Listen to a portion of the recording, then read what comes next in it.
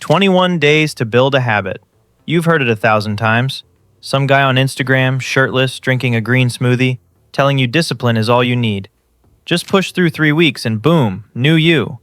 Before we get into this, hit subscribe and drop a comment telling me the last habit you tried to build and completely gave up on. I read every single one, and honestly, I want to hear how bad it got. Okay, let's talk about the lie you've been sold. Here's the problem. That's not how your brain works. Not even close. Think about every January 1st you've ever lived through. The gym membership, the journal you bought, the habit tracker app you downloaded, used for 4 days, then never opened again. Were you weak? Were you lazy? No.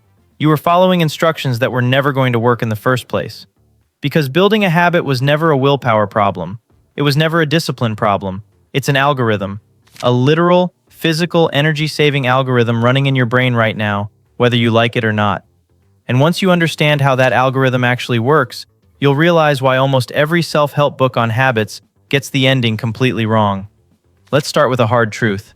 Your brain hates willpower. Genuinely hates it. Willpower lives in your prefrontal cortex, the part of your brain responsible for planning, for decisions, for should I really eat this donut moments? And here's the catch. That part of your brain burns through energy fast. It's like a phone battery at 15%, trying to run 5 apps at once. So your brain, being the ruthless efficiency machine that it is, does something sneaky. It tries to get you off willpower as fast as humanly possible. It wants to hand your behavior over to autopilot. That's where a completely different part of your brain steps in, the basal ganglia. Think of the basal ganglia as your brain's backstage crew.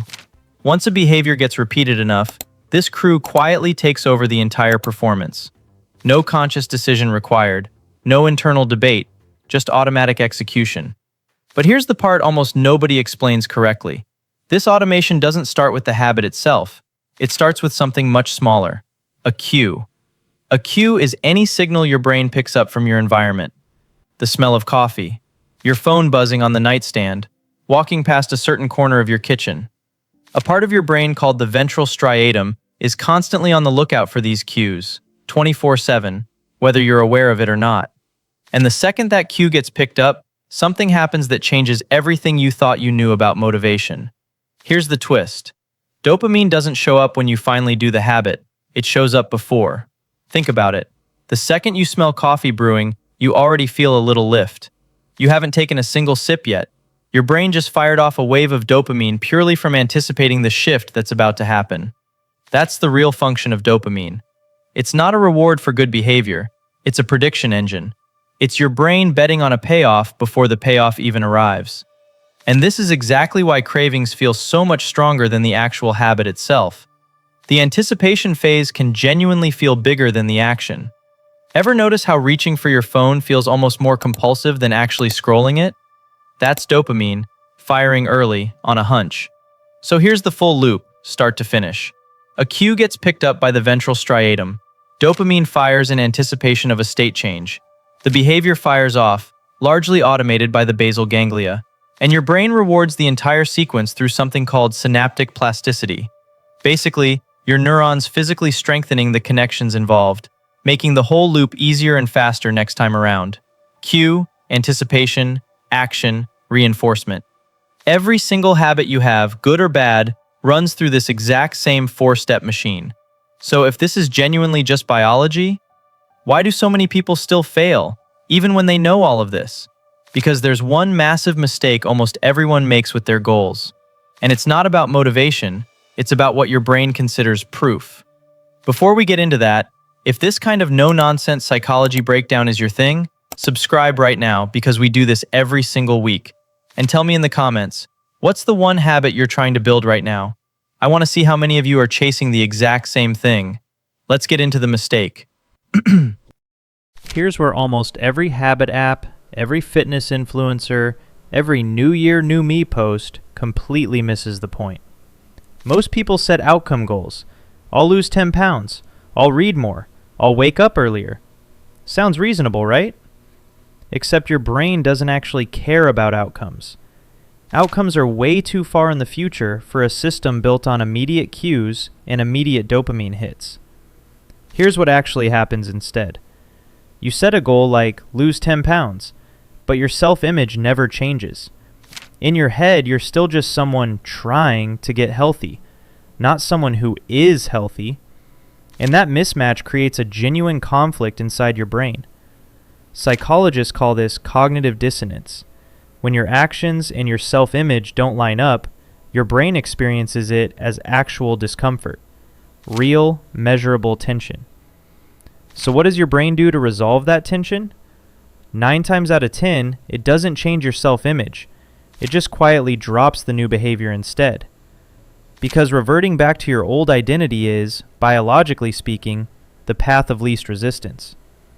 This is why you can white-knuckle a new routine for 2, 3, even 4 weeks and still feel yourself getting pulled back toward your old patterns like gravity. It was never a discipline failure. Your brain was just resolving a conflict the fastest way it knew how. So what actually works? Here's the part almost nobody talks about. Lasting change was never really about the goal. It's about evidence. Specifically, evidence for a new identity. Every single time you complete a small behavior, your brain logs it as a data point. Not, I did a workout, more like, I am someone who works out. That distinction sounds small. It is not small. It completely changes what your brain treats as normal. So instead of chasing, I'll lose 10 pounds, the actual neuroscience points somewhere else entirely. Something closer to, I am someone who shows up for their body. One is an outcome sitting somewhere in the future. The other is an identity you can prove to yourself today, in one small action, right now. And once your identity shifts, the behavior stops requiring willpower altogether. It just becomes consistent. Not because you're suddenly more disciplined, but because your basal ganglia finally has an identity worth automating. So here's what I want you to walk away with. You were never lacking discipline. You were never one of those people who just can't stick to things. You were following a broken instruction manual, one built on willpower when your brain was always built on identity and evidence. 21 days was never the number. There is no number. There's just one small action, repeated, until your brain finally believes it's looking at proof of who you actually are. If this finally explains why every habit tracker in your life has failed you, hit subscribe, because we break down psychology like this every single week. And I want to know, tell me one small thing you could do today that would count as proof of the person you're trying to become. I read every single comment. See you in the next one.